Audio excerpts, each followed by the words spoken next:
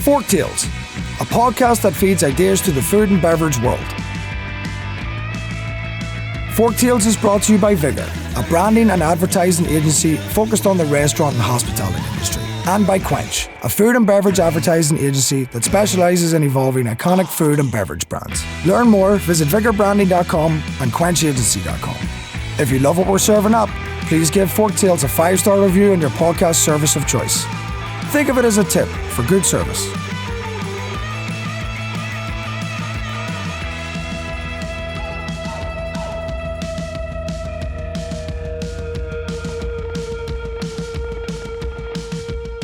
Hello, everyone, and welcome to another episode of Forktales. Today's guest, a good friend of mine, Tom Moffitt, a pioneer in the plant-based dairy world. Tom co-founded Commonwealth Dairy, built it into a national powerhouse, and now is back at it with Culture Fresh Foods, creating the next generation of non-dairy favorites. Tom, welcome to Forktales, and thanks so much for joining us. Hey, good morning, Michael. I appreciate you having me on. So, I was reading up some of the stuff about you and your Culture Fresh Food story. So talk about Culture Fresh Foods and what is it, what inspired you to create it? How did this all happen? Yeah. So as you mentioned a little bit earlier, so I used to be in the dairy industry. I owned a company called Commonwealth Dairy in Brattleboro, Vermont. And we were a very large private label Greek yogurt producer. So I followed what Chobani and Faye were doing in the branded space and followed them with private label Greek yogurt. And we were supplying most of the major retailers in the US. So I started that in 2010. And it was in 2017, I had partners, financial and strategic partners on the project. They wanted to shift the company more towards a branded focus. I was very, very set on private labels being the opportunity. Decided to leave the company. And I love manufacturing, but wasn't really sure what to do. And I figured the easiest way to figure that out was just to go, I had all these great customers. I was supplying people like Wegmans and Costco and Aldi. And I just went to those customers and asked them what they wanted. I figured, why swim upstream? You might as well just swim downstream and give people what they want. And imagine that, asking a customer what they want, right? So this was, in 2017, brands like Oatly, Impossible Burger, Beyond Meat, like all those things, Silk, all those things were really exploding. So plant-based was really starting to hit its stride back then, really starting to get a lot of attention. At that time, my kids were younger. My older son would have been somewhere around 12, 13 years old. He was lactose intolerant, ate a lot of plant-based products. And I kind of realized, younger consumers in particular are really interested in plant-based. And I thought, hey, this could be the next sort of like what happened with Greek yogurt, where Greek yogurt didn't exist, 20 years ago as a thing and became, part of a $10 billion yogurt category. Greek yogurt's probably around 4.5, 5 billion of it. I thought, hey, plant-based could do the same thing. And, I had these customers asking for it. So that was sort of the aha moment, and started working on it in 2017 and ultimately bought a plant. I bought a yogurt plant in Connecticut in 2019. It was a dairy yogurt plant, and I transitioned it and transformed it over to a plant-based plant focused on making a wide spectrum of plant-based products, yogurt, sour cream, cream cheese. And that was really, that got us going. And unfortunately for me, I opened my doors in the March of 2020, about 2 weeks before COVID. That really sucked, to be honest, because we weren't really in market yet. And we were having all these conversations with retailers who wanted private label plant-based products, but put everything on, they put all their products on hold because, COVID really sort of just, as you guys know, was just a complete shift in the market. I'm sure you had a bunch of capital expenditures that you're just sitting on because you couldn't make stuff and the market was not there and all that good stuff. So yeah, it was tough. I mean, we barely kept our lights on. For the first year and a half, we were doing a little bit of co-packing for some large brands, but we were really running the plant 3 days a week, one shift, 3 days a week for about the first year and a half, 2 years. And that was really tough just to keep on going. So I want to back up a second because I feel like, and I'm addicted to entrepreneurs, and you are an entrepreneur. I am one. I love it. The energy, the ideas. So, but how does one? Because it sounds obvious, like of course, make plant-based yogurt and do co-packing and private label, and that's great. Oh, what a great niche! What a great business, and it makes all the sense in the world. But how does one wake up one day and start into the Greek yogurt off-brand or private label market? Like, how do you Off-brand's a bad word. Off-brand's a bad word, Michael. I know. Yeah, slide back. Private label, not brand, but private label. But how do you do that? Like, how do you wake up and say, I'm going to start a factory making this? Yeah, I mean, it's kind of a life story. Like I got into the food business. I got very interested in food. I'm a food microbiologist by training, right? And people used to joke with me that I went to graduate school in Wisconsin, and I had the Wisconsin resume. I worked in cheese and beer, and so I had the dairy side covered. I had the beer side covered. And my first company was a distributing company. I had a small distributing company in Madison, Wisconsin, and was distributing beers, wines, sodas, juices. It was like, kind of like the alternative niche distributor. Mm-hmm. Very tough business, learned a lot. I'm from the East Coast. So after I sold out my share of that partnership to my business partner, moved back to the East Coast and took a job with Ahold, which is a large grocery retailer. Sure. Back at that time owned a whole bunch of retail banners like Giant and Stop and Shop and Buy Low Bruno's, owned US Foods. And they needed somebody who knew something about dairy. And I knew dairy. I knew how dairy markets worked. Like I said, I worked, I'd done some internships in a cheese company. I used to also distribute milk at my distributing company in Wisconsin. So I understood enough about dairy to be dangerous. And they put me into the role of sourcing, being in charge of their dairy and frozen private label products. So sourcing those products. There you go. Yeah. And so I took that job knowing that I wanted to start another business. I just didn't know what to do. So I left the business in Wisconsin, moved back to the East Coast, had no idea what I wanted to do. The only thing I knew is I wanted to start a business. Yeah. And when I got the job with Ahold, I figured what better way to figure out what to do than to be buying stuff and seeing what's hard to buy. Right. And back then, that was 2005. There were two things that were really hard to buy. Believe it or not, it was frozen waffles. Yep, frozen waffles and yogurt. Those were the two hard things to buy because frozen waffles, a large Pillsbury plant had burned down. Okay. And so most frozen waffles were coming from Canada, and there was a shortage of them. And yogurt, there just were not many people doing private label yogurt back then. Yeah. And the light bulb aha moment for me was, well, private label yogurt was growing at, yogurt consumption was growing at 10% per year. Waffles were growing at like 1%. I'm a food microbiologist. I get really excited about yogurt. For me, that was the intersection of business and, science. Really, it's a cultured product. And your passion, right? Yeah, and my passion. And so I wrote a business plan. And, it's one of those kind of classic, I guess, entrepreneurial stories. I wrote a business plan and everybody thought I was crazy, like including my wife. My wife told me I was literally nuts. And it took me 2.5 years to raise the money. And I finally was able to raise the money from a German family-owned company who had the same vision I did. They saw an opportunity in yogurt production in the US, that the market was just underdeveloped, that there was opportunities for innovation. And so we partnered and built a small plant in Brattleboro, Vermont, and struck the timing just right. I mean, we opened our doors literally right when Chobani was starting to take off. And I look back at my notes. We started our first plant expansion 2 days after we opened our doors. 2 days after we opened the doors, the plant was completely full. And we started the first plant expansion. That's amazing. And yeah, we expanded that plant 3 times and then built a huge plant out in Arizona. That's awesome. Yeah. So it was a fun ride. Yeah. How did that experience then with Commonwealth Dairy? How did that influence your way into the culture of fresh foods? So, there's a number of things I took away from it. One of the big takeaways for me was just like, financially, I had a financial partner in that business. They were a very large player in Europe. And one of the things that I realized is in my first year in business with them, I never went to their home country and had to meet with them. By my last year in business with them, I was in their home country like every 6 weeks talking to a board and trying to convince them of what what I thought we should do. And that became pretty taxing. And so when I started my Culture Fresh Foods, one of my sort of personal conditions is I didn't want to go to a big company and get the funding. I wanted to be able, I kind of wanted to fund it on my own and fund it with, other individual investors who were people I knew directly, or maybe 1 or 2, sort of degrees of separation. But I didn't want one large financial partner who could kind of ultimately control what we did.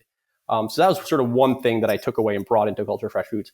The other thing, just from a manufacturing standpoint, is my European partners, and I'm a food microbiologist, but they produced a very, very exacting standards. They had a lot of technology. They had been making yogurt for almost 100 years.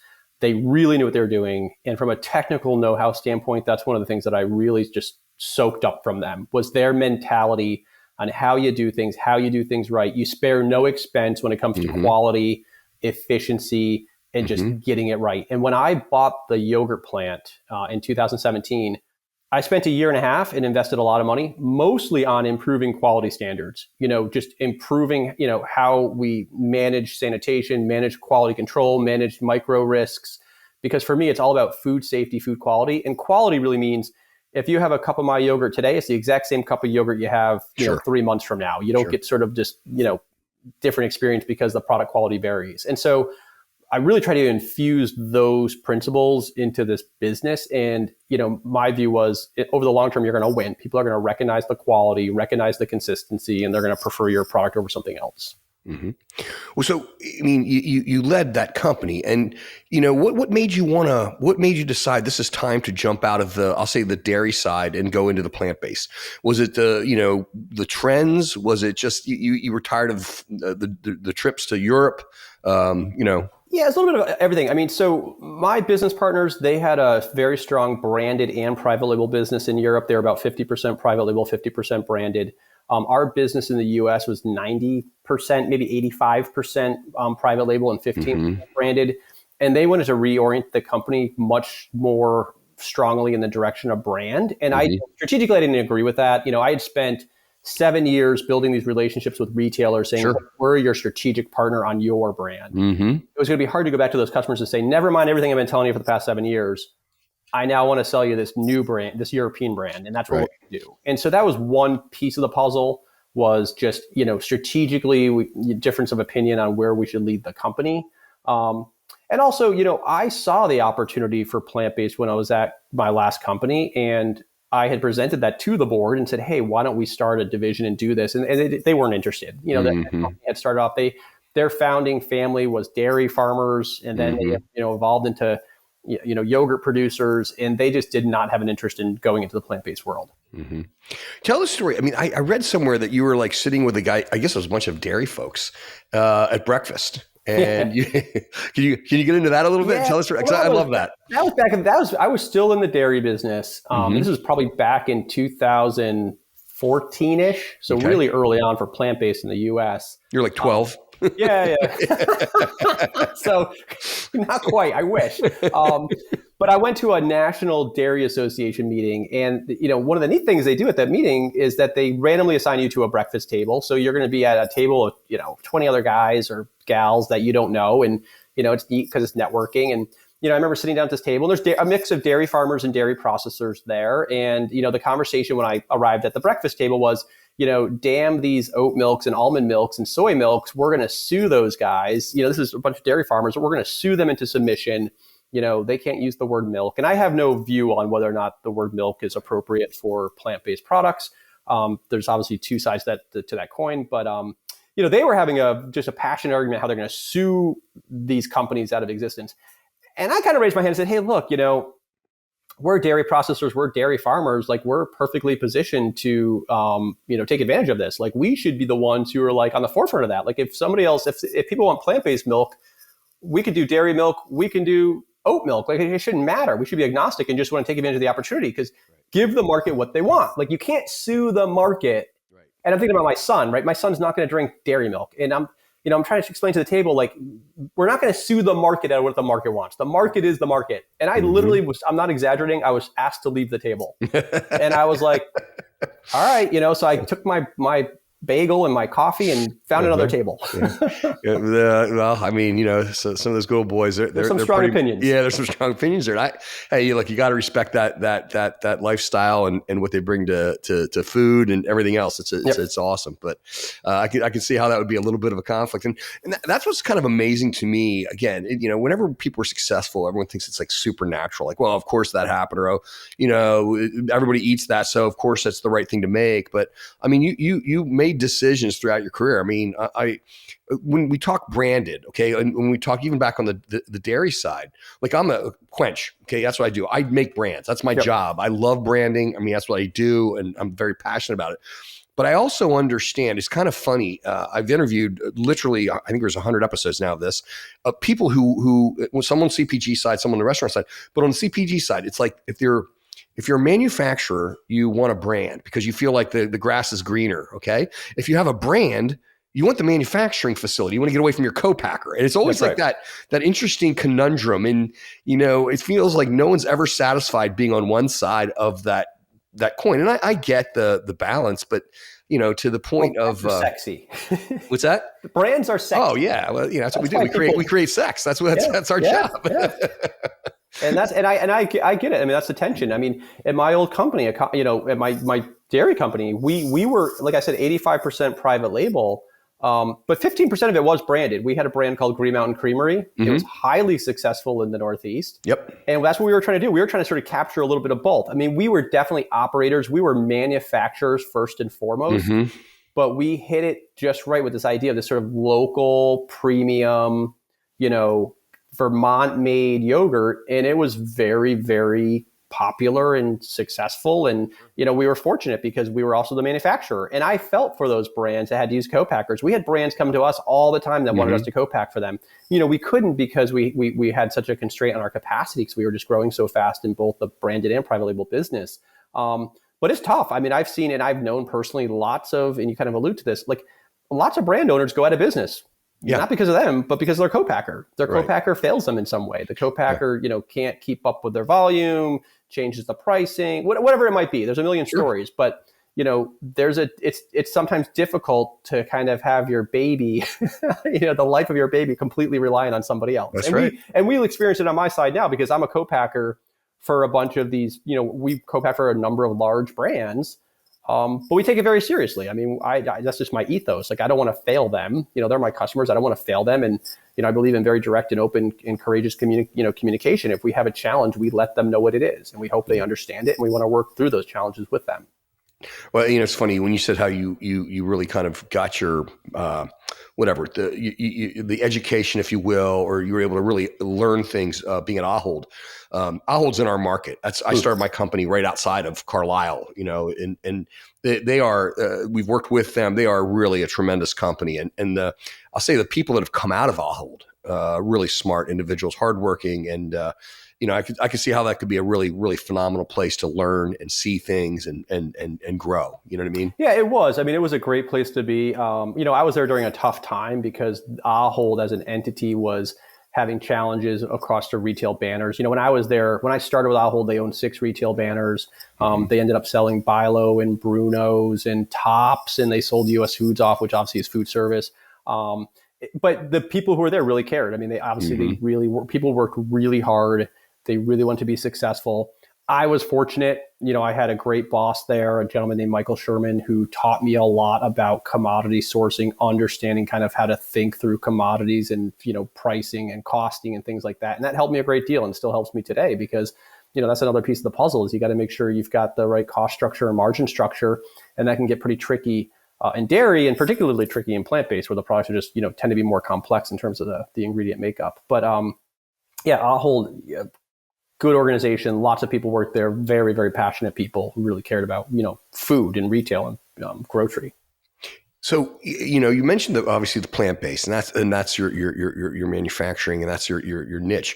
What are some of the biggest obstacles preventing people from fully embracing plant-based dairy? Is it taste, price, accessibility? I mean, like when we see the consumer, I mean, what are you hearing out there? Well, I think you hit a couple of them. I think certainly there's a price premium to plant-based. And, I often get asked, well, why is plant-based yogurt so much more expensive than dairy-based yogurt? And it's very simple. It just comes down to ingredient cost. I mean, if you're making a coconut or almond yogurt, you're a factor of some multiple of 10x over the cost of milk. I mean, the U.S.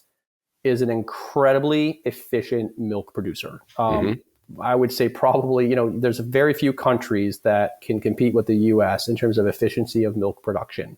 So you've got a very largely available, low cost commodity in milk.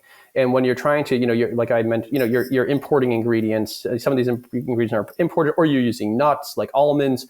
This is a more expensive ingredient. It's also more complicated to process it. Because for us, quite frankly, I mean, we make the milk. So when I have a co-pack client, the first question is, well, what kind of milk do you want? Do you want almond milk, cashew milk, macadamia milk, coconut milk? So you've got to make the milk. And then we take the milk and we have to culture it or convert it into the finished product. And mostly what we do is yogurt. So we're culturing it into yogurt.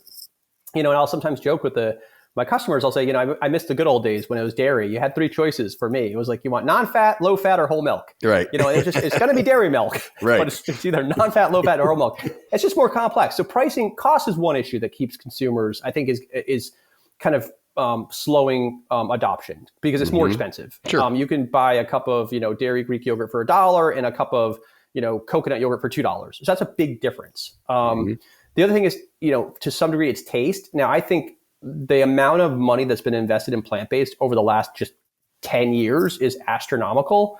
And there's been massive strides made on the taste and texture of products. So your non-dairy milks, your non-dairy yogurts, they've gotten much better. We have people we make a coconut yogurt where people eat it and they're like, I cannot believe this isn't dairy.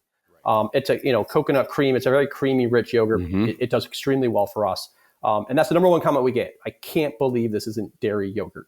And then the other one is nutritional profile. That's the other big one I see, is that plant-based has by and large lagged behind dairy in terms of just protein content, sugar content, just in terms of matching up in regards to nutritional profile. Plant-based is more challenging because plants just don't have as much protein or other nutrients as dairy does. And so the solve for that is people, you have to fortify with pea protein or, whatever, almond nut protein concentrate, and so you're trying to boost protein contents.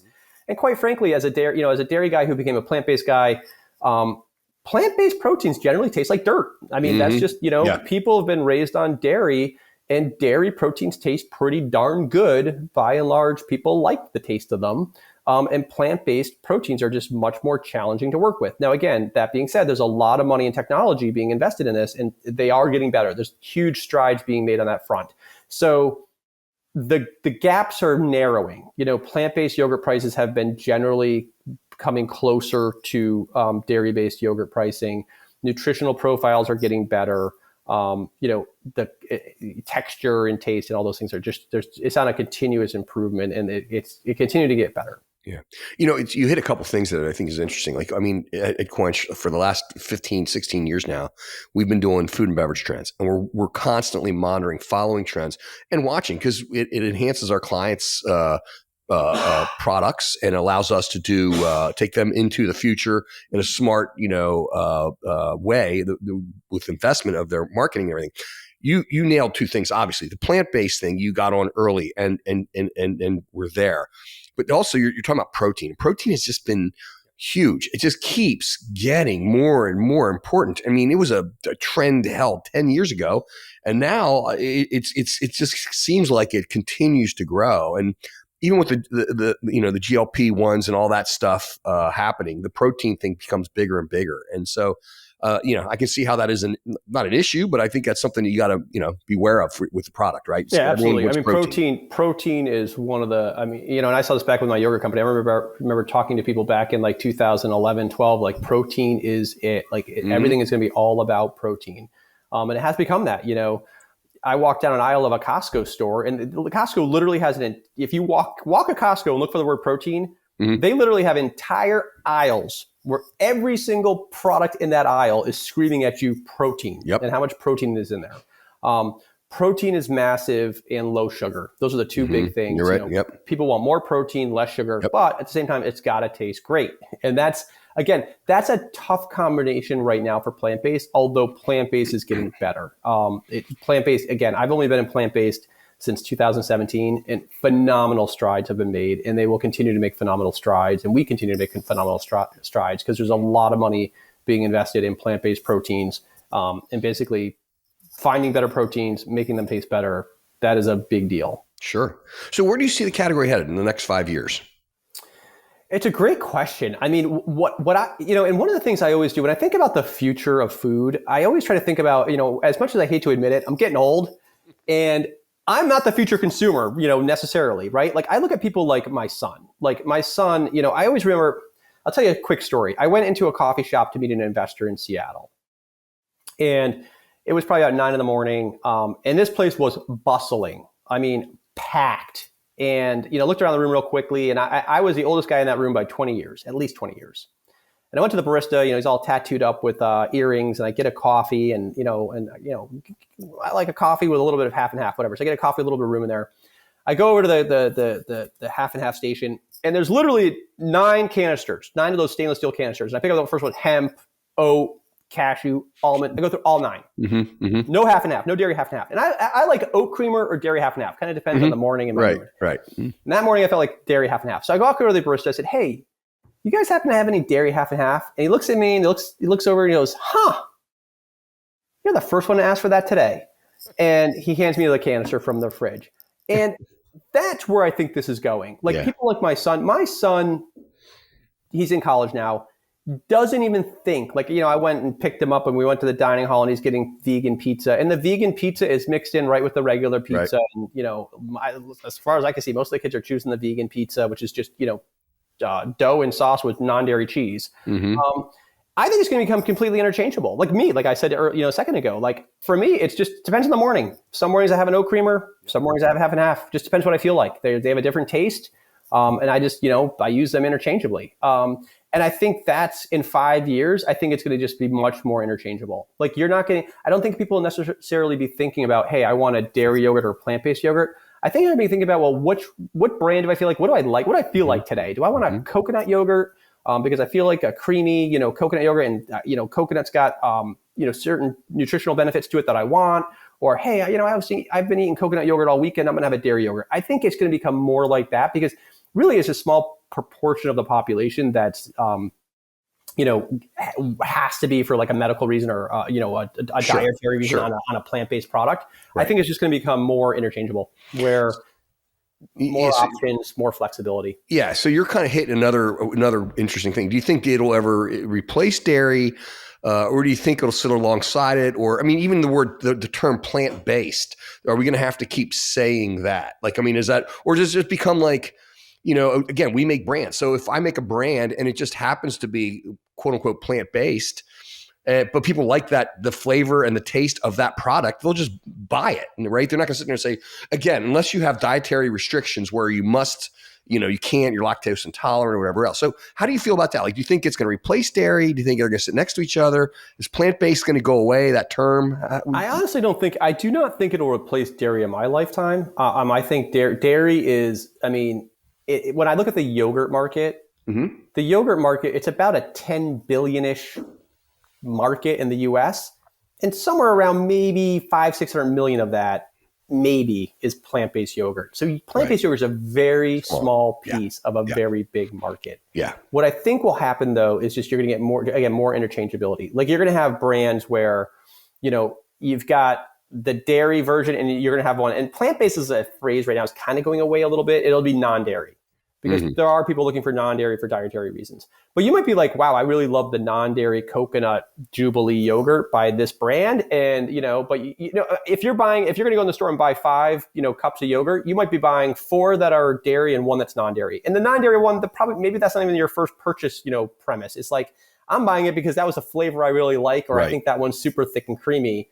not because it's non-dairy, it's because I like that one. Yeah. And it kind of goes back to branding too. Again, it's like anything, right? We all have favorite pizza, and there's a lot of pizzas, the same ingredients, but some are better than others. And it comes down to branding, whether it's a restaurant or whether it's a frozen product in a grocery store. We're drawn to these brands, and a brand's a promise. So if the promise is that this is going to be rich, creamy, and delicious, whether the fact that it's dairy or not probably really won't matter. Again, I agree. Aside from any dietary restrictions, that's interesting. So, to plant-based dairy for the first time, if you're introducing someone to, let's say you want to give them a product that'll really wow them, really good. What product would you start them with? Well, it depends. I'll talk about yogurt just because that's the majority of what we make. But, you generally, from my personal experience, we make a lot of yogurt. Coconut yogurts sell the best. Why? Because they taste the best. Yeah. So if you want to wow somebody, a very rich and creamy, high fat yogurt, coconut yogurt is going to probably wow them.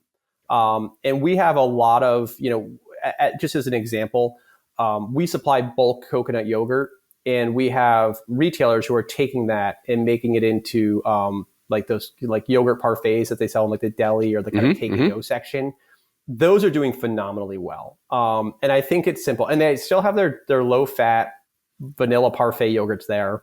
But I think the consumer's just like, geez, I can get this probiotic coconut creamy yogurt. The coconut yogurt parfait tastes like dessert and the low fat yogurt tastes like breakfast. And I think so. Right. That's like, just like instinctually, you're like, that tastes great. It's probiotic. I like it more. I'm going to buy it. Yep. So yogurt's a good place to start. The other one where we've had a lot of success and again, it's gotten very much closer is ice cream. We make we make a coconut and oat based non-dairy ice cream mix. We sell it to manufacturers who then put their own special touches on it and they turn it into ice cream.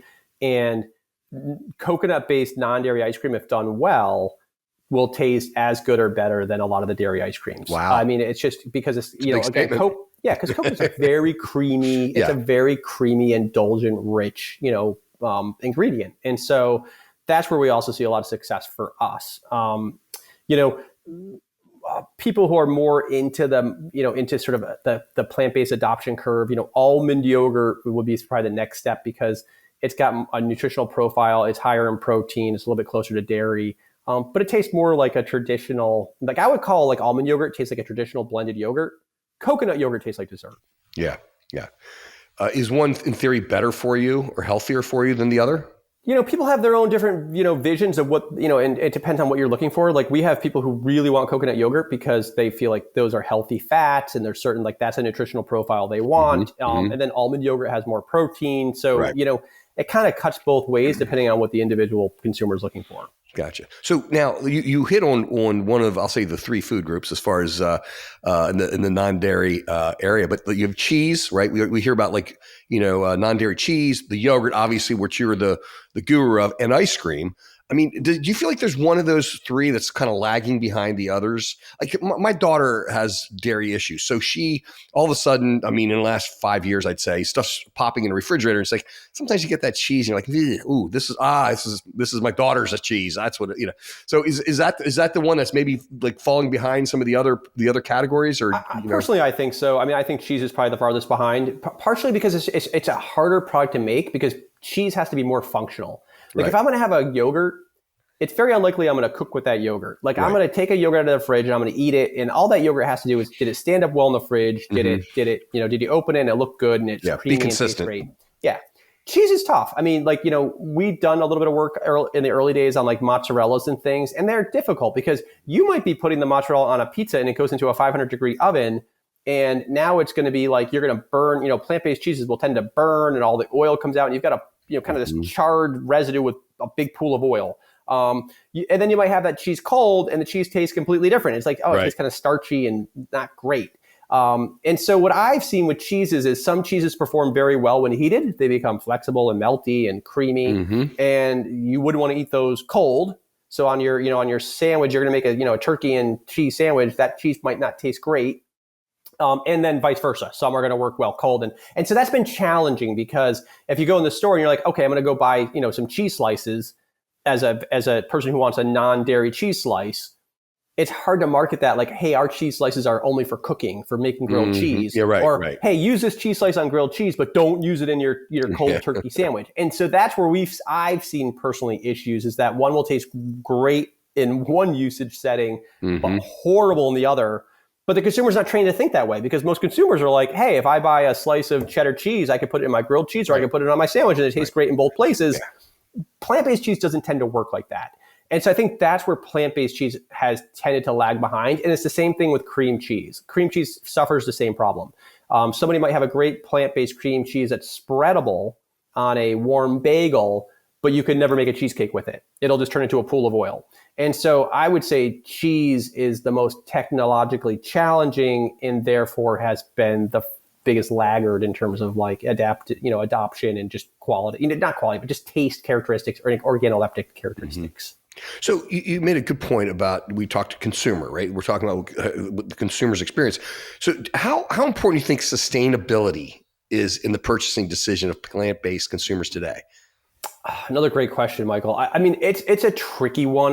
My perspective as a food guy, first and foremost, is if it doesn't taste great, nothing else matters. And when I think about how the consumer looks at a product, is like, first, it's got to taste great, because there's very few examples of products where you're like, it doesn't taste good, but people consume it. And then you're probably looking at something like nutritional profile. Is it, do I need dairy free or lactose free, or is it high in protein or low in sugar? I think sustainability is probably, it's like and of price, and then, can I afford it? Right. That matters. If I can't afford it, it doesn't matter either. I think sustainability is, in my vision of a plant-based consumer, many consumers today, it's on the checklist. It's just farther down the checklist. Yeah. So sustainability is important, but if you don't get the price right, if you don't get the taste right, if you don't get the nutritionals right, again, it doesn't matter how sustainable it is if I can't afford it or if I don't like it. So I think it's on the list. It's certainly on the list for younger consumers. It's probably just checkbox number 4 or 5. Yeah. I mean, you're nailing it. I mean, we do and market food brands across the gamut. Some are really good for you and some aren't so good for you, but it all does come down to taste. No matter all the things you can say about it, the sustainability, where it's from, nutritional things, all that stuff's great.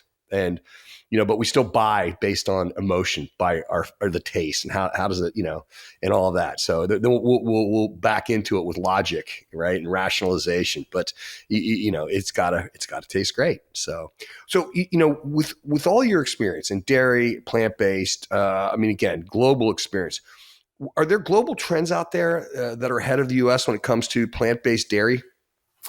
It's interesting because I would say, in some areas we've been ahead of the globe. I mean, so protein, protein content, that really took hold in the US with the explosion in Greek yogurt, going back to like, say, 2010, 2011.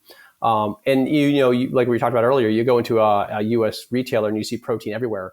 That trend has really caught on in Europe. So now in the last couple of years, all of a sudden Europe is like protein, everything. It's like, it's funny. It's like followed the US. Conversely, like one of the things, I was the first guy to do dairy yogurt in a pouch. So squeezed resealable pouches that you see everywhere now. My old company, we were the first people to do that. Why did we get into that? Well, 2 reasons. We saw what Go-Go Squeeze was doing with applesauce. They took a commodity applesauce, put it into a squeeze pouch, and set the world on fire. And then I was over in Europe at my business partner's one of their factories, and I asked the plant manager, what's the biggest thing you're making there right now? Like, what can you not keep up with? And he was like, kids yogurt pouches. And I was like, well, if kids yogurt pouches are so hot in Europe, it's going to come to the US. And so we got into it. Obviously now pouches have completely exploded in the US. What I see in Europe today, which I think is a little bit ahead of the US, and I'm watching it closely, is just dairy desserts. Like, the US has historically been an ice cream market. So if you want dessert, it's like, hey, I'm going to have ice cream, pie or cake, or maybe a candy bar. Europe is very much a refrigerated dessert market. They have everything in a cup. You've got refrigerated cheesecakes in a cup, tiramisus in a cup, really indulgent puddings and mousses and, all sorts of just, trifles. And so they have a lot of very sophisticated dessert concepts in spoonable, like yogurt type cups. And you see that starting to emerge more and more in the US. You're starting to see things like, some of the big brands are sort of bridging the divide and going, well, we have yogurt and now we have this yogurty dessert and now we have this like non-cultured desserty thing. And I'm starting to see that more, even like, I go to Wegmans, I walk Wegmans a lot. They're an important customer to me. They now have a dedicated dairy dessert section that they never had. That didn't exist there 2 or 3 years ago. It was just, they had sort of puddings. They kind of had yogurt and kind of continued into pudding and, other little things like Petit Pot and other sort of interesting brands were thrown in there. And now they finally said, hey, dairy desserts are an important, or I should say refrigerated desserts are an important enough part of what's happening that we're going to have a dedicated refrigerated dessert section. And I think a lot of that's coming from Europe, because in Europe, you have a lot of those, it's a very big section in Europe. If you go walk a European grocery store and look in the refrigerated set, you're going to see a whole bunch of yogurt, a whole bunch of drinkables. Drinkables are also coming. Drinkables have been big in Europe for quite some time, and they're coming here in a bigger way. But you're going to see a really big refrigerated dairy dessert set that hasn't existed in the U.S. Is there a possibility for a plant-based dairy dessert set? Yeah, I don't know about a whole set, but it's definitely part of the equation. We're making, people think our coconut yogurt's like a dessert. Some of the innovation we're working on is more like desserty type flavors there, and they taste phenomenal. And I think you're going to see that where it's going to be the same conversation. Like, I know the Petite Pot brand, they have their dairy, mousses, and they have their plant-based mousses, and they kind of play in both places. And they play right in the same set right next to each other. That's great. So how do you balance? I mean, because you've done this now really, really twice.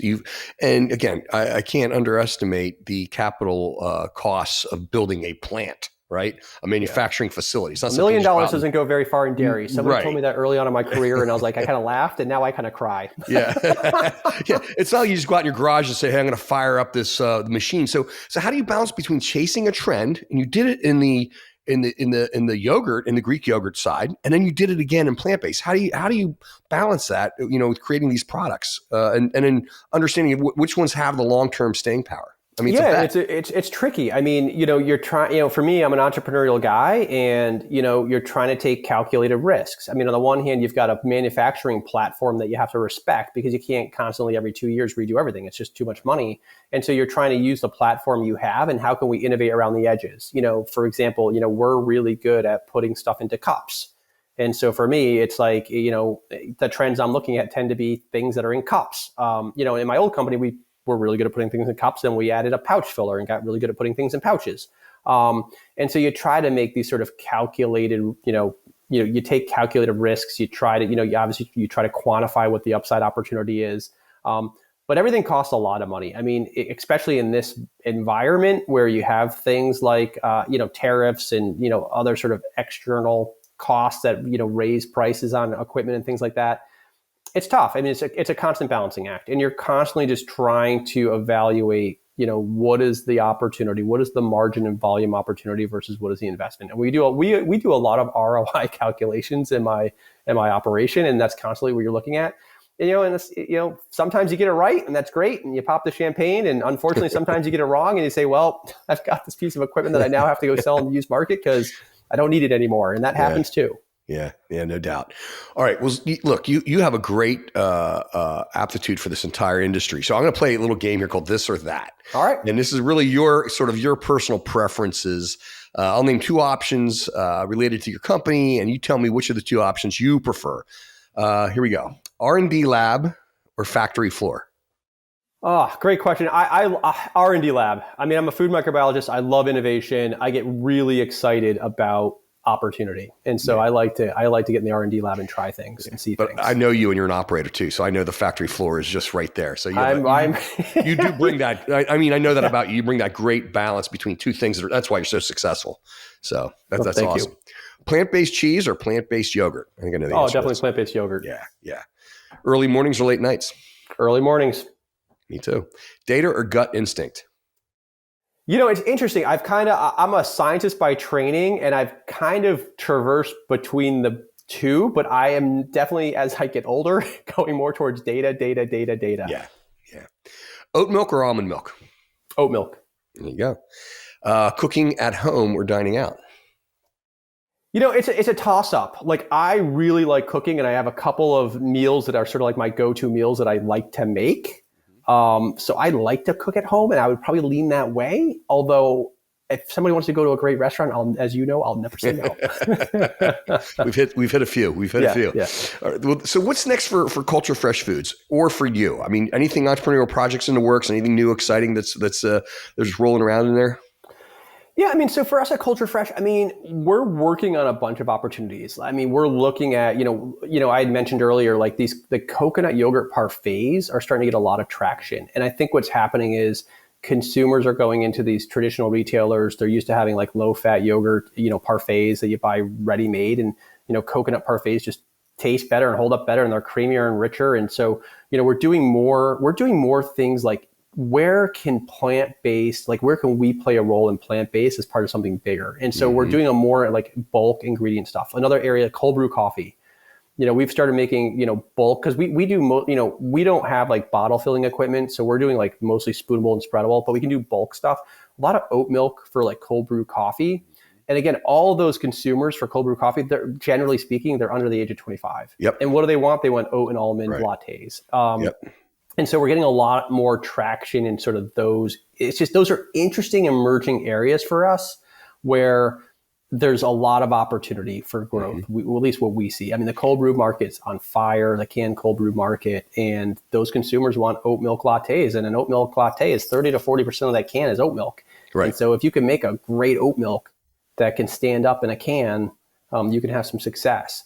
And again, like I said a little bit earlier, like kind of looking at like desserty flavors, like we see like coconut is really, it is the leading plant-based type of yogurt. And it's also just a great platform for like desserts. Cause think about like what we're seeing is like we launched a coconut banana yogurt at Wegmans, which was their category manager loves banana. And he's like, hey, you should do this. It's phenomenal. And it makes sense. It's logical. It's like, okay, it's like banana cream pie. Right. And so you think about flavors like banana cream pie, or, you think about like a daiquiri, like pineapple and coconut, like there's certain flavors that you can just really, and that's an example going back to the earlier conversation where, a dairy yogurt, me personally, I would not have a dairy banana yogurt. It tastes like blah. It tastes like a kid's thing. You have a dairy coconut yogurt, it's like eye-opening. It's like, holy crap. Like I need another one of those. And so awesome. That's an example where I think if I was in a store and I'm at a Wegmans, I might be buying, Chobani, blueberry, strawberry, vanilla yogurt, but coconut banana, coconut pineapple, coconut passion fruit. Oh my God. Like they just they knock it out of the park. It's just That's a totally different experience. That's excellent. Tom, I got one last question. You sort of slid into it a little earlier, the answer, I think, but I'll throw it out anyway. I always end with this. If you had one final meal, what would you eat and why?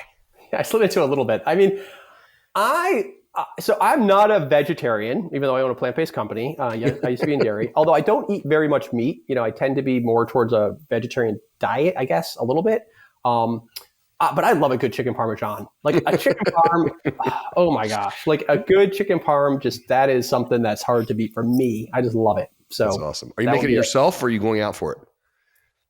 Either one. Like I like to think I make a good chicken parm, but if I'm at a great Italian restaurant, probably more likely than not, I'm going to get their chicken parm. That's awesome. Well, Tom, it was phenomenal. I mean, you're wonderful and excellent at what you do. I always learn from you in all of our meetings, and I just congratulations on all your success. Thanks for being a part of the program. Thanks for having me on. I really enjoyed it. Oh, good, man. Thank you. Thank you. Yep.